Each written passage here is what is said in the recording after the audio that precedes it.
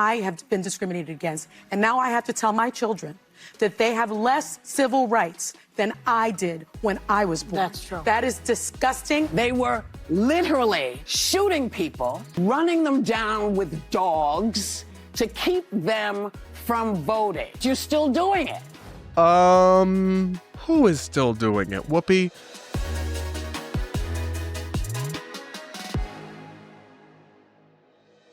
Guys, up first, we're going to do what one should always do whenever something of serious importance and significance and complexity happens in American politics and in Supreme Court jurisprudence, and that's check in with the ladies of The View, of course, the ABC News program. Yes, it is under the news division at ABC News. It is not under the entertainment division for some unknowable, ununderstandable reason. Anyway, we're going to check in with Whoopi Goldberg, Sunny Hostin, and the other leading lights of our time to see their profound, nuanced insight into a very controversial Supreme Court ruling that was just handed down along ideological lines, 6-3, 6-3, and written by Justice Alito, where they issued a ruling on race and gerrymandering in terms of drawing districts for congressional elections and what you are and are not allowed to do under both the Voting Rights Act and the Constitution and its protections against racial discrimination. The case is extremely complicated. I'm going to try to explain it to the best of my ability. I did read the decision this morning, but it is, obviously pretty complex legal stuff with some nuance.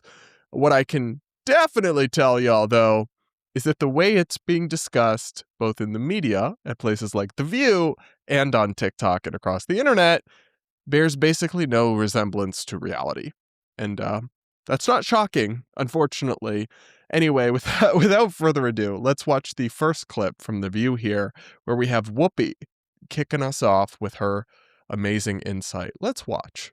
This decision, we knew this was coming because they've been chipping away at this for a long time.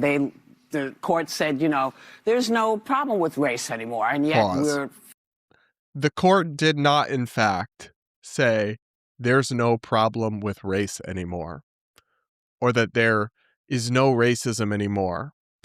That's not a thing. That's a total caricature of the Supreme Court's ruling.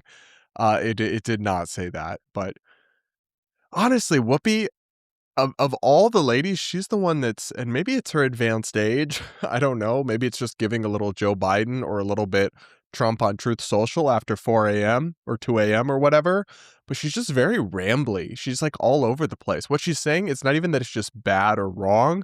It doesn't even make sense or follow often. And this rant was a particularly egregious example of that. Let's keep going. Fighting every day, talking about Project 2025. We know what's happening, and it's happening. It's going to start happening to women as well. It's just like, woke Mad Libs of what buzzwords can I drop? Project 2025. The court said there's no more racism. Narrator. They did not say that. The court, but we know there is because of a Heritage Foundation document, some of which Trump supports and some of which he doesn't, you could disagree with the Heritage Foundation's positions and plans related to diversity, equity, inclusion, all that stuff. I probably agree with a fair amount of it, actually, but it's not like it's an openly racist document. Certainly not. That's certainly not the case. But and then of course, she's going to make it about women. Right? You can't just check one box. You got to check them all. You got to catch them all. It's a woke Pokemon, right? You can never just discuss one thing. It has to simultaneously be about all the things, which in reality means it's also meaningfully about none of the things. At least that's how I feel about it. Watch this, guys. I dropped my latest 30-minute debate into today's sponsor, Recca Clip, and I picked vertical dimensions for shorts and reels, added a custom prompt for the kind of moments I wanted, and their proprietary AI instantly found the most viral highlights. It auto-captions everything perfectly and delivers scroll-stopping clips in minutes with really no manual editing required. So instead of your long-form content sitting unwatched, you can repurpose it fast and start posting it across social media. It's the fastest path from raw footage to viral clips, and here's what also makes it different. Rekka Clip is the world's only AI tool that also clips YouTube and Twitch live streams in real time. While the stream is still happening, you don't have to wait for the bot. All of that for just $6.99 a month, and you can cancel anytime. So if you've got debates or podcasts or old long-form content collecting dust, this really is a game changer. Go sign up at the link in the description of the pinned comment, which is https://creator.rekka.ai/ right now and start clipping smarter. Tag at Rekka Clip when you post your clips. Anyway, thanks to Rekka Clip for sponsoring, and let's get back to today's show. Anyway, let's let you Whoopi speak. Listen to Black women. Okay, that's what we're going to do on the show today. Women as well, because all these changes in voting where they're saying you can't use your married name, you got to go get your birth certificate. You know, so this is going to affect a lot of people. I know I said let black women speak, but I have to pause her again after like 5 seconds because this particular black woman is not making sense. The math is not mathing. The delulu is out of control. I could keep yapping about just like different sayings that I say when somebody's full of it, but I think you guys get the point. She's now comparing this Supreme Court decision about the Voting Rights Act, which, listen, whatever you think about the underlying decision, it is very complicated, and I understand some concerns that people have. But comparing it to women aren't going to be able to vote because they're changing the SAVE Act, we've already debunked that. Literally, women will have no harder time than anyone else. Even women who've changed their name, which is who the concern originally was about the SAVE Act, the federal election legislation that Republicans are advancing, but actually doesn't look like it will pass. But they've had all this panic about if your driver's license or the name on your paperwork doesn't match the name on your ID or any sort of issue you're having when they register to vote, you just have to sign an affidavit saying it's because you got married and changed your name, and they'll accept your paperwork anyway. So it's a total non-issue. It's a total nothing burger. But they invoke like the idea of, they just casually invoke the suggestion that people are in like trying to take away women's right to vote. No big deal. That's fine. That's a normal thing to just casually throw around and suggest. Right now, it sounds like it's just affecting people of color. We know better. We knew this was coming. So this is meant to discourage you from voting. This is meant to make you feel like you don't have a voice. You do have a voice. Do not forget that. I agree. You do have a voice. In the case of Whoopi Goldberg, it is a very loud voice, a very well-paid voice. And it is also a very ignorant voice, a very ill-informed voice. And what's funny is we're starting a little bit slow here, because this is actually like the least unhinged of the clips from The View and their coverage of this. But I'll try to explain the case a little bit more for you guys. So essentially, there's two things about this case, two big takeaways, right, about this case that are changing, even though the underlying ruling is quite complicated. And a lot of the rhetoric and information you're hearing online, which we'll get to, we're going to cover TikTok's insane meltdown over this ruling. Anyway, the court here did not, and a lot of people are suggesting this, allow racial discrimination against Black people in voting and district drawing. That's not true. In fact, it specifically affirmed that the Constitution prohibits intentional racial discrimination. So if there's evidence that when people drew districts, because whether we like it or not, and this is another conversation, a separate issue, political gerrymandering, drawing districts to increase your party's share of the vote in a politically biased manner, that is legal. We need to do something about it. But that's another issue and was not the core of this case, right? So what this ruling says is that specifically, you are not allowed to intentionally racially gerrymander districts. And if there is evidence of that, the courts will still be able to strike it down.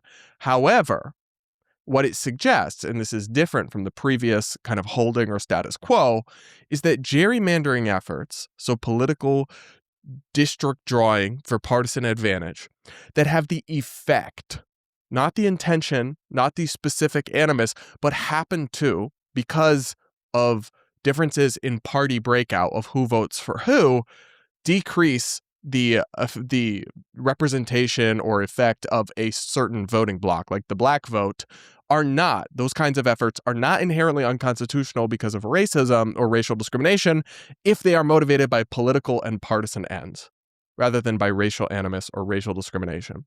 So what they're saying is, like, if they draw a super gerrymandered map and it has the effect of reducing the political power of black voters, but it's done to reduce the political power of Democrats and to create fewer Democratic districts. It's done for partisan purposes, but the effect is simply just that it will have a disproportionate effect on racial groups because racial groups, in the case of the black vote overwhelmingly for Democrats. They're saying that's allowed. They're saying that is constitutional. And you don't have to like that. You don't have to agree with that. I think we need to do something to ban political gerrymandering, but racial gerrymandering, actually, like, we're going to just stop black people from having a voice. That is still not allowed if you're just doing it over race. But if you're just doing political gerrymandering and it has effects on race, if it's a colorblind policy, they're saying it will be allowed to stand. Now, again, I think this stuff is very complicated and we could have a debate about it. I think we've got to do something about gerrymandering in general. However, it's not like Jim Crow or any of the things they're suggesting, and the hyperbole and hysteria and misinformation about it is off the charts.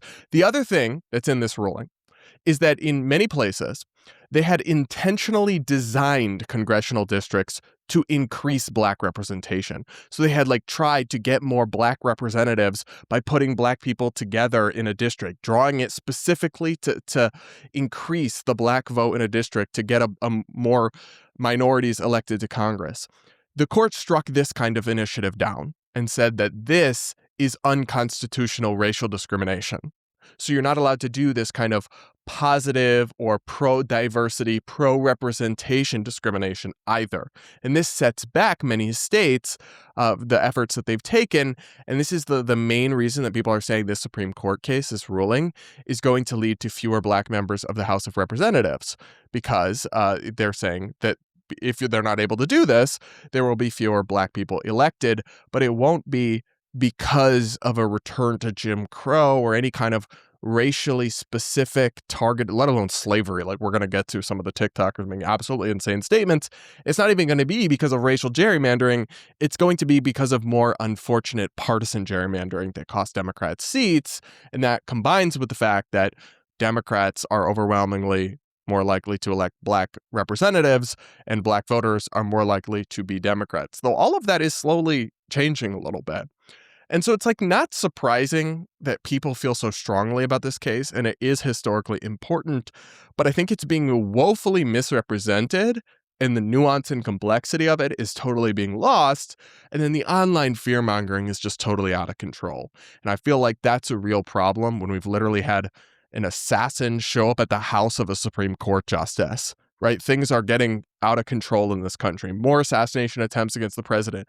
Democratic lawmakers were murdered. Like, we can't just keep ratcheting things up and saying crazier and crazier without consequences, without serious problems getting worse. Yet that's kind of what's happening, and people don't seem to be slowing down with it. So here's the next clip from The View where Sonny Hostin decides to just totally race bait and really take the rhetoric over this to an absurd height. Listen to this. It's a huge setback. I mean, the 1965 Voting Rights Act was the most important piece of legislation in United States. People died for history. That. Yes. Yeah. Actually, Justice Kagan, in her 48-page dissent, said that it was the most important piece because it was born of the literal blood of Union soldiers and civil rights marchers. Yeah. She wrote that.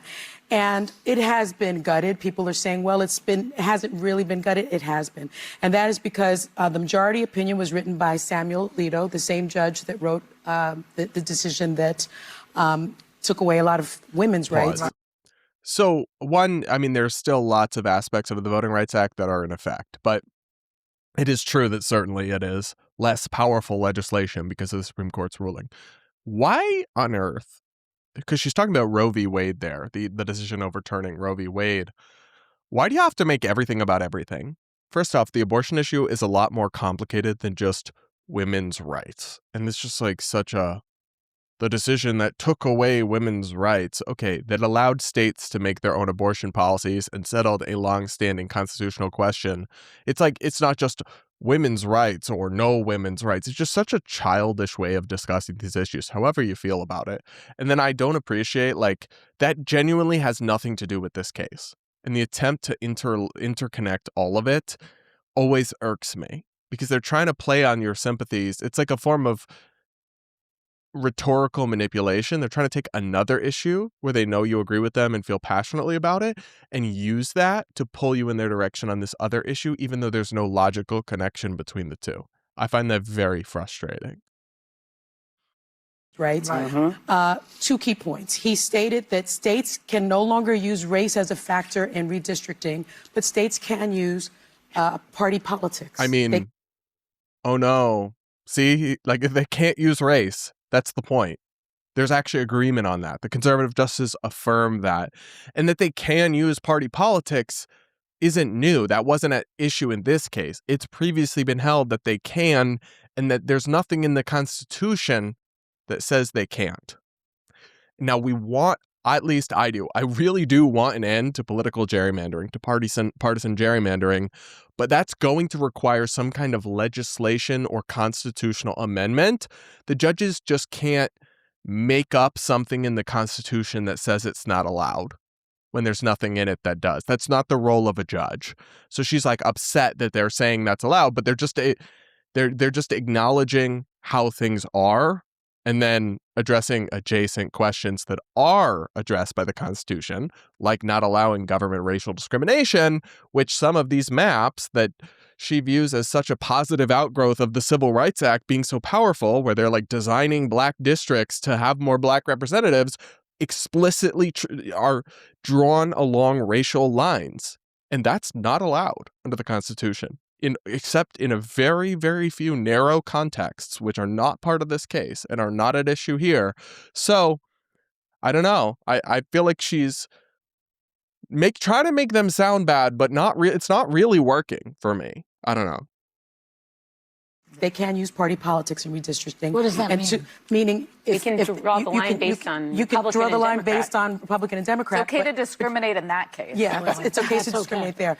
And number 2, the Voting Rights Act only protects against intentional discrimination. The problem with that is, I don't know about you, but there aren't that many races that say, hi, I'm a racist. There aren't that many legislators that write in legislation, we are going to discriminate against black people. So it's almost impossible to prove intentional discrimination. But here's the flip side of that. It only prohibits intentional racial discrimination. Yeah, because otherwise, if there's no evidence of racial discrimination, but there's just some kind of disparate impact, then you can see racial discrimination anywhere. And it becomes sort of an unfalsifiable argument that if, like, you draw a politically gerrymandered map to decrease Democratic representation, which again is bad, but also they do it to Republicans in blue states, to be fair. But like, it's a harmful thing to do, in my opinion, right? But if you do that, because black voters are overwhelmingly like 80 plus 90% Democratic voters, and there's some like effect of their vote share being like the importance of their vote being diluted. Well, if you don't need any proof that it was done because of racism or that there was any racist intent, then you could just call any map that disadvantages Democrats racist if there's some minority community impacted, or vice versa. It's like, it's totally unworkable. I understand what Sunny is saying about how most people don't proudly announce their racism as they're passing legislation, but you also can't police people's like secret true intentions for doing something. It's just she's acting like that's so absurd, but I actually think it's totally defensible as a concept. I don't know. And that is why, in my view, this is gutted. We're about to get to the part where she truly, truly loses the plot and becomes absolutely hysterical and, frankly, just race baits on national television in what I think is a reprehensible and destructive fashion. So buckle up.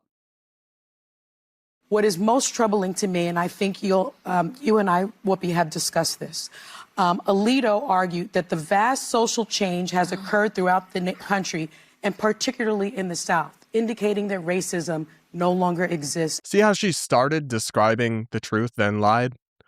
Alito never said racism no longer exists in this country.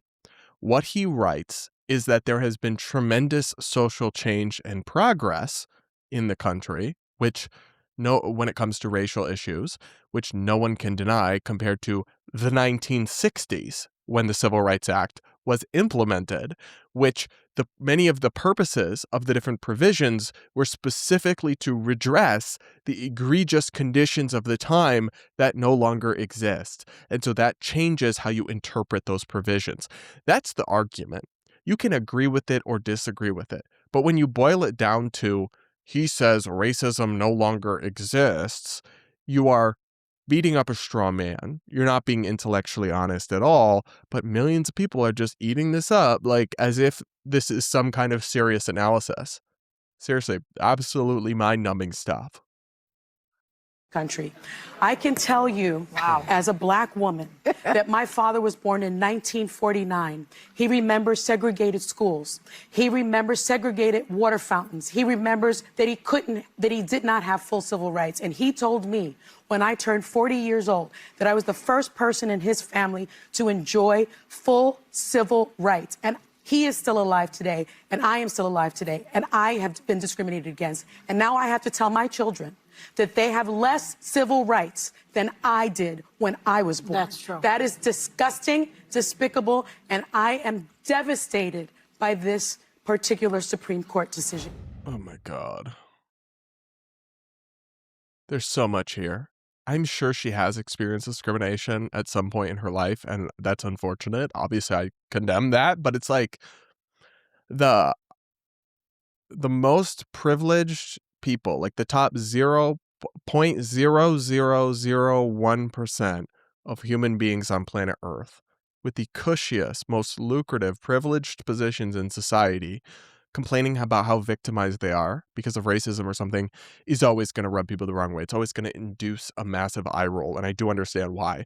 Like, obviously, if you experience discrimination at some point in your life, that's bad and wrong, but you, on the overwhelming cumulative effect of your life, has been massive success and affluence and privilege.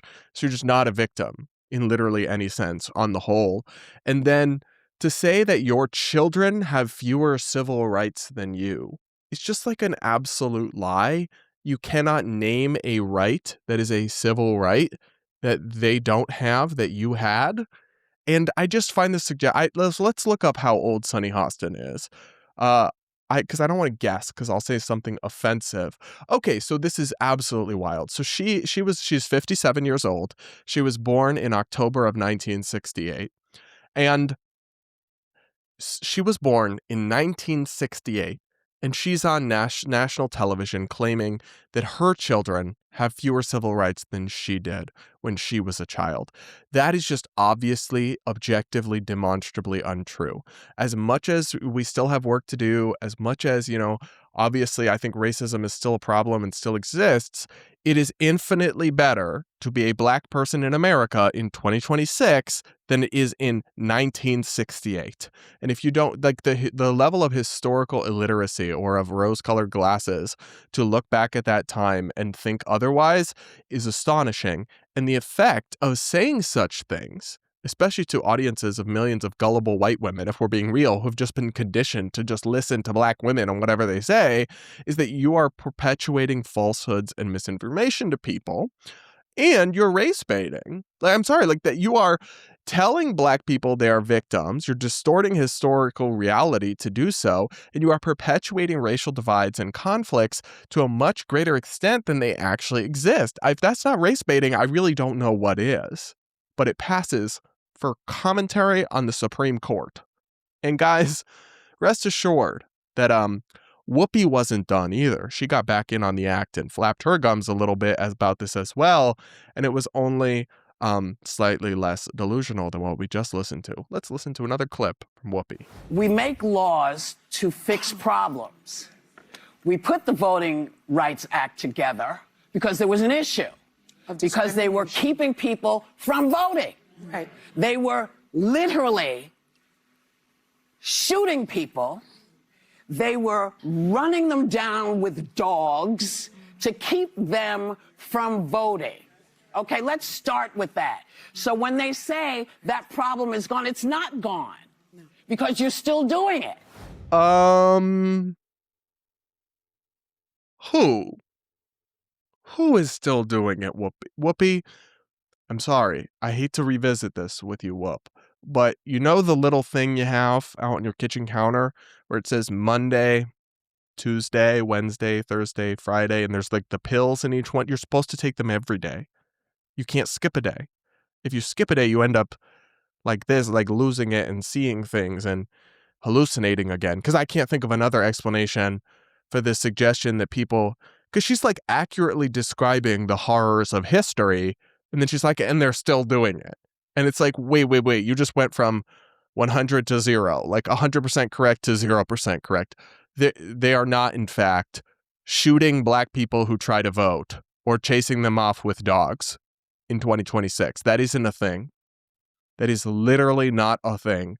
Obviously, I'm sure you can find a handful of incidents somewhere in this country of more than 300 million people where there's some sort of racist altercation at an election site. But like, that's not a systemic or even remotely regular occurrence in any way. Black people can and do vote with the same ease as everyone else all the time in every election. So again, we're just out of control with the fear porn and the panic and the hysteria. And I'm sorry, but I have to put that in the context of the rising political violence and support for it and the assassination culture and everything else that we're seeing. I mean, a would-be assassin showed up at the home of a Supreme Court Justice, Brett Kavanaugh, I believe. And obviously, we've seen attempts against President Trump. And while I think we've seen it a lot from the left lately, it is, of course, also something that happens on the right as well. And so I would think, maybe I'm naive, maybe I'm foolish, I would think that responsible people in public life would view even the events of the last week with the White House Correspondents' Center shooting and view those events and say, we got to tone it down.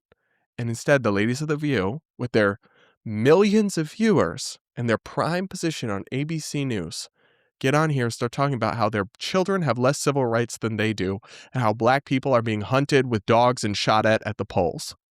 And that's supposed to be normal or acceptable. It's actually disgraceful. And like a sane news environment or ecosystem or industry would have serious repercussions for this kind of thing. But for them, it's a day that ends in Y, unfortunately.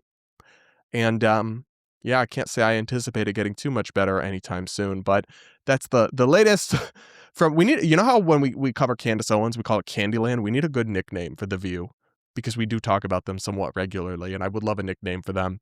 But try to make it not offensive. Okay, people.